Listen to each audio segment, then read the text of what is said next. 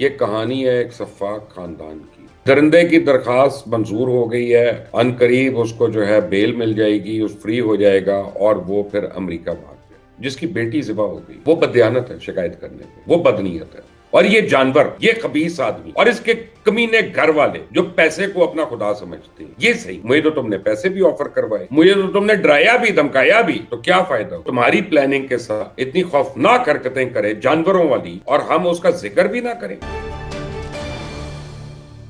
السلام علیکم، آپ دیکھ رہے ہیں مبشر لقمان یوٹیوب چینل۔ میرا نام مبشر لقمان ہے اور ایک آپ کو میں نے دردناک کہانی آج بتانی ہے۔ یہ کہانی ہے ایک سفاک درندے کی، یہ کہانی ہے ایک سفاک خاندان کی،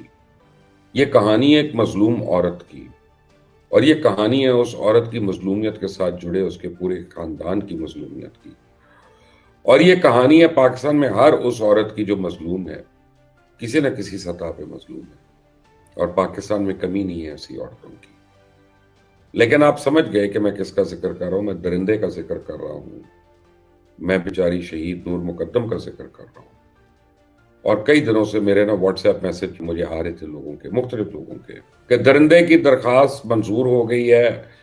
ان قریب اس کو جو ہے بیل مل جائے گی، اس فری ہو جائے گا اور وہ پھر امریکہ بھاگ جائے گا اور ہمیشہ کے لیے چلا جائے گا۔ تو یہ لوگ مجھے بھیج رہے تھے، تو میں نے سوچا کہ میں اس کے اوپر تحقیق اور پہنچوں کہ اصل میں اب کس سٹیج پہ اور کیا ہو رہا ہے۔ کافی دن ہو گئے ہم لوگوں نے اس کو فالو بھی نہیں کیا تھا۔ تو آج جو میرے سامنے چیزیں آئی ہیں وہ بڑی حیران کن ہیں، کچھ چیزیں ہیں، اور میں وہ آپ سے شیئر کرنا چاہتا ہوں۔ پہلے میں آپ کو ایک بات بتا دوں کہ ہماری جو بے حسی ہے بحیثیت قوم، وہ نور مقدم اور نور مقدم کی طرح ہر لڑکی اور عورت کے ظلم کا حصہ بنتی ہے۔ ہم بھی حصے دار ہیں جب ہم اس کے لیے آواز نہ اٹھائیں، جب ہم اس کو بچانے کے لیے اپنے بازو کا استعمال نہ کریں، جب ہمارے وجود سے، ایک مرد کے وجود سے ہماری عورتیں جو ہیں وہ خوفزدہ رہیں، جب ہمارے معاشرے میں مرد جو ہے وہ سیویئر کی جگہ، ایک بچانے والے کی جگہ ایک جلاد کا روپ اختیار کر لے، اور جب یہاں پہ عورت صرف ایک بھیڑ بکری کی طرح استعمال ہو، گھر میں نوکرانی نہیں رکھنی، بس اس کو شادی اس لیے کرنی کہ اس کو کام کرانے لانا، اور اس لیے ہم نے رکھا ہو، تو پھر ایسی داستانیں جو ہیں وہ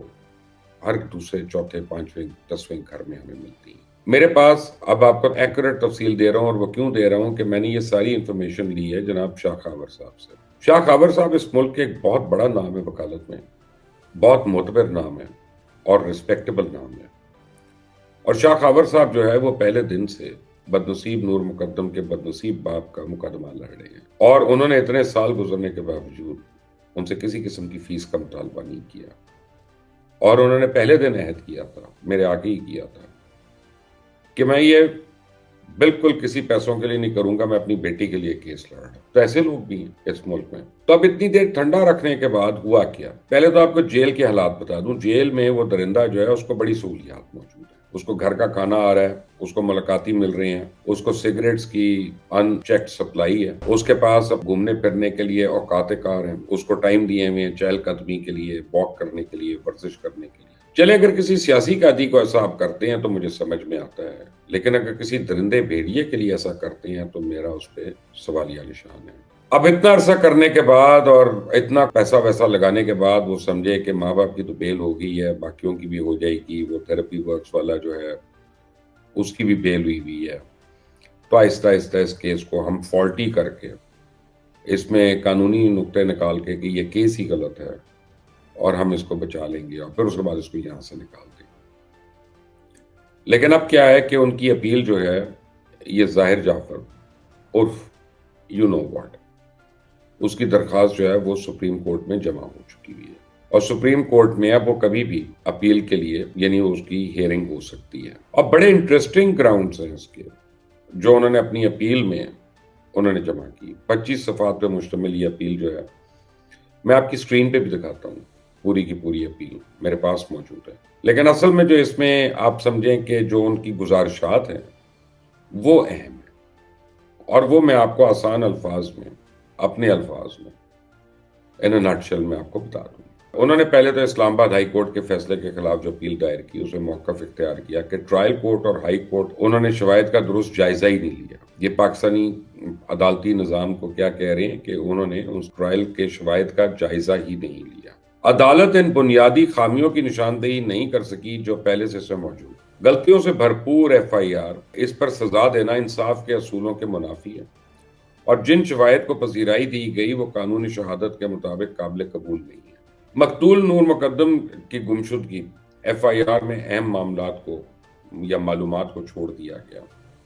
جیسے فون کالز کا صحیح وقت، زیادہ اہم طور پہ مختلف دوستوں کی شناخت، جس کی کمپنی میں متوفی کی اطلاع پہلے سے موجود تھی، نہ اس کا کوئی گواہ، اور یہ ایف آئی آر جو سنی سنائی باتوں پہ دی گئی ہے۔ یعنی نور مقدم نے اپنے گھر سے جانے کی اجازت نہیں لی اور نہ ہی دوستوں کا نام بتایا جن کے ساتھ وہ موجود تھی۔ دونوں عدالتوں میں اس بات پہ کوئی آبزرویشن نہیں دی گئی۔ آپ دیکھیں یہ کرنا کیا چاہ رہے ہیں یہاں پہ۔ جب عدالت میں بحث شروع ہوگی تو یہ وہی خبیث آرگیومنٹ ہے جس کا میں پہلے دن سے میں ریزسٹ کر رہا ہوں کہ آپ ایک تو بچی کو مار دیا، بے دردی سے مار دیا، اس کو ذبح کر دیا، آپ نے اس کو اس سے پہلے اس کی عصمت دری کی، آپ نے اس کو بدترین ذہنی اور جسمانی تشدد کا نشانہ بنایا۔ اس بیچاری پہ کیا گزری نہ جانے، میں اور آپ تو اس کا سوچ بھی نہیں سکتے، اور یہ اب اس کے کردار پہ انگلیاں اٹھا رہی ہیں۔ یہ اب کہنا چاہ رہی ہیں کہ معاشرے میں، کیونکہ ہم تو سارے جو ہے یہاں پہ ایک دم سے خدائی فوجدار بن جاتے ہیں کہ اے کڑی دا ہی قصور ہے، اے کڑی نہیں غلط کتا ہونا ہے، تو جب یہ عدالت میں بحث شروع ہوگی تو یہ اس کے کیریکٹر اسیسینیشن کریں گے، اس کے کردار پہ نظریں اٹھائیں گے۔ اور یہ آپ کو میں ایک بڑی سمپل سی مثال دے دیتا ہوں، میں نے اس پہ کہا کہ مرا ہوا معاشرہ ہے یہ ہمارا، جس کو ہم کہتے ہیں کہ زندہ ہے، کہ 10,000 سے زیادہ بچیوں کو تیزاب سے جھلس دیا گیا اس ملک میں، اور آج تک ایک تیزاب پھینکنے والے کو سزا نہیں ہوئی ہے۔ ایک کو ہوئی تھی چند مہینے قید، بس ایک کو، بلال کھر کو، مصطفیٰ کھر کے بیٹے کو، اس کے علاوہ نہیں ہوئی۔ کیوں؟ وہ کیس بھی میڈیا کی زینت بن گیا تھا، اس لیے۔ اب یہ باقیوں پہ کیا ہوتا ہے، ہمیشہ کچھ عرصہ گزرنے کے بعد وہ کہتا ہے یار اے کڑی ایسی سی ایدے لچن ہی ٹھیک نہیں سن، اینی کچھ تو کتا ہونا نا کہ ایدے نال اے ہویا، اینی کو معصوم بنی پھرتی ہے۔ تو یہی ساری آرگومنٹس جو ہیں یہ ایک پڑھے لکھے انداز میں انگریزی زبان میں یہ سپریم کورٹ میں بھی دی جائیں گی۔ پھر ایک پیراگراف میں واضح طور پہ لکھا ہوا ہے ہائی کورٹ کے بارے میں کہ استغاثہ کیس میں کوئی وضاحت نہیں ہے کہ سب سے پہلے جرم کے بارے میں اطلاع کس نے دی ہے، واقعہ پیش آنے کا صحیح وقت بھی ایف آئی آر میں درج نہیں، ٹرائل کے دوران بھی گواہ ادھر ادھر کی باتیں کر کے چیزوں کو ٹالتے رہے ہیں۔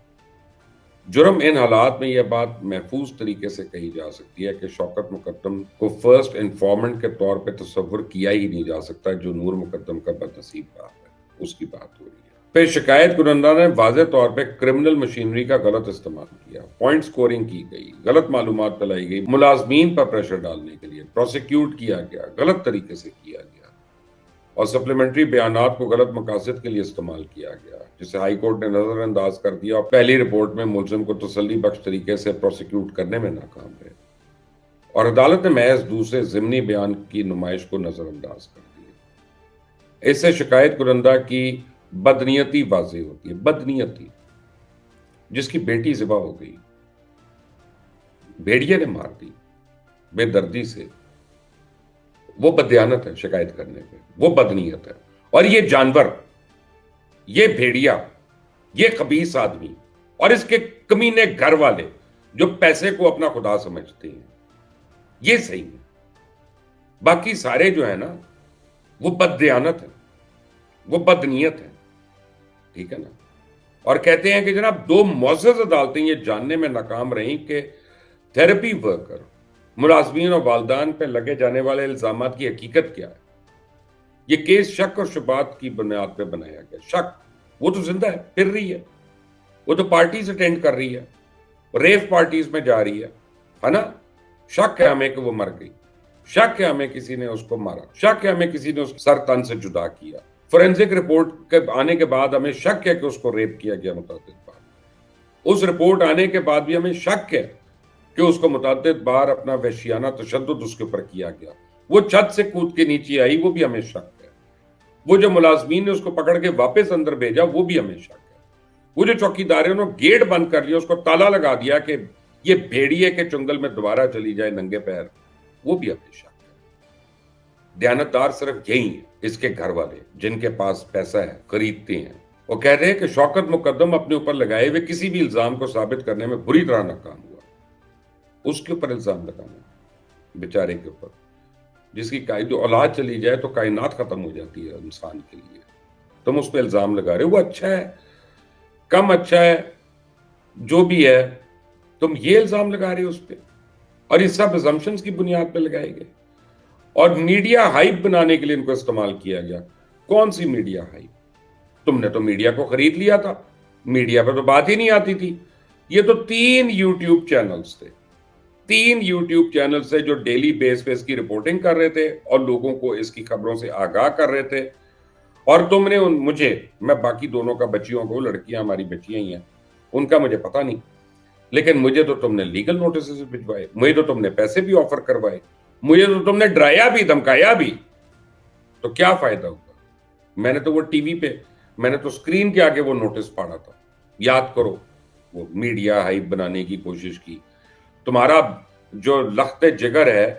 وہ تمہاری پلاننگ کے ساتھ اتنی خوفناک حرکتیں کرے جانوروں والی، اور ہم اس کا ذکر بھی نہ کریں، اور تم اس کو بچاؤ، اس کو چھپاؤ، اور اس کے کار خیر میں شریک رہو۔ نہیں ہے اپنا، تمہارے چوکیداروں نے کال کر کے تمہارے میاں کو بتایا تھا، ہیں یہ میں اس کی ماں سے پوچھا ہوں درندی سے، نہیں بتایا تھا اس کو، بتایا تھا۔ اب بول دو جھوٹ، آگے جا کے کیا جھوٹ بولو گی؟ وہ کہتی ہے جی سپلیمنٹری سٹیٹمنٹ کو استعمال کیا گیا، اور اس درخواست پہ بار بار اس بات پہ زور دیا گیا کہ مقتولہ نے اپنے بارے میں معلومات اپنے گھر والوں اور دیگر لوگوں سے چھپائی، والدین کو اندھیرے میں رکھا۔ یہ کیریکٹر اسیسنیشن، اس بیچاری کے کیریکٹر اسیسنیشن پہ آ رہی ہے، اپیل میں بھی آ گئی ہے یہ۔ اس کے مقام اور دوستوں کے بارے میں غلط معلومات، اس پر دونوں عدالتوں نے بحث ہی نہیں، اور والد مسلسل وکیلوں کی ہدایات پہ ان کو ہیلوں بہانوں سے کور کرتا رہا۔ وکیلوں کی ہدایات پہ، کسی کا بھی وکیل، میرا بھی وکیل، میں کورٹ میں ہوتا ہوں، وہ مجھے ایڈوائز کرتا ہے ابھی بولنا ہے، ابھی نہیں بولنا، آپ نے اس طرح جواب دینا ہے۔ ایک لیگل طریقہ ہوتا ہے اس کا جواب دینے کا، تاکہ انسان جو ہے وکیل کو ہائر کیوں کرتا، آدمی وکیل رکھتا کیوں ہے، کہ وہ اس کو ایڈوائز کرے، کہ وہ اس کو گائیڈ کرے، کہ وہ اس کو صحیح سمت میں لے کے جائے، بجائے اس کا کہ آپ جذبات میں آ کے آپ قانون کو بھی پامال کر دیں اور غلط بیانات دیں۔ تم اس کو بددیانتی کہہ رہے ہو۔ اور اس معاملے پہ میڈیکل ایویڈنس اور پوسٹ مارٹم رپورٹ کسی لحاظ سے بھی قابل اعتماد و تسلی بخش، یہاں نہیں ہے تسلی بخش۔ تمہاری بیٹی ہوتی تو میں پوچھتا، تمہیں میڈیکل رپورٹ چاہیے، پوسٹ مارٹم چاہیے، تمہیں یہ کرنا ہے سب کچھ۔ بہرحال اب اس طرح کی کیا سرائیاں ہو رہی ہیں۔ تھراپی ورکس کے بارے میں بھی آگے بات کی، ہسٹری آف کیس کے بارے میں بات کی، نہیں بات کی تو یہ کہ اس بچی کے ساتھ کیا ہوا۔ آج دوبارہ وہ وقت آ گیا ہے کہ میں اور آپ، ہم دوبارہ سے کھڑے ہو جائیں اس بے بس، اس معصوم، اس مظلوم نور مقدم کے لیے، اور ان تمام بچیوں کے لیے جو نور مقدم کی طرح بے نام ذبح ہو گئی، ماری گئی، تاکہ آئندہ کسی حوا کی بیٹی کے ساتھ اتنا ظلم نہ ہو۔ اب اس کیس پہ جو لیٹسٹ ہوگی اپڈیٹ، وہ میں آپ سے وعدہ کرتا ہوں کہ میں آپ تک پہنچاؤں گا، اور یہ خاندان، ان کے اربوں ڈالر، یہ انشاءاللہ مجھے نہیں خرید سکتے، اور یہ ہر صحافی کو نہیں خرید سکتے، یہ ہر وکیل کو نہیں خرید سکتے۔ وکیلوں کے بھی اندر جو ہے نا وہ ایمان زندہ ہے ابھی، اور یہ انشاءاللہ کسی جج کو بھی نہیں خرید سکیں گے۔ اور ان کا درندہ جو ہے وہ پھانسی چڑھے گا، پھانسی چڑھے گا، اوپر جائے گا، عدالتی احکامات سے پھانسی ہوگی، اوپر جائے گا، اور پھر انصاف اللہ کرے گا۔ اس چینل کو سبسکرائب کریے گا، اس ویڈیو کو شیئر کریے گا، تاکہ درندے کے گھر والوں تک پہنچے اور ان کو پتا چلے کہ ہم آ گئے ہیں بیٹی کا انصاف لینے کے لیے۔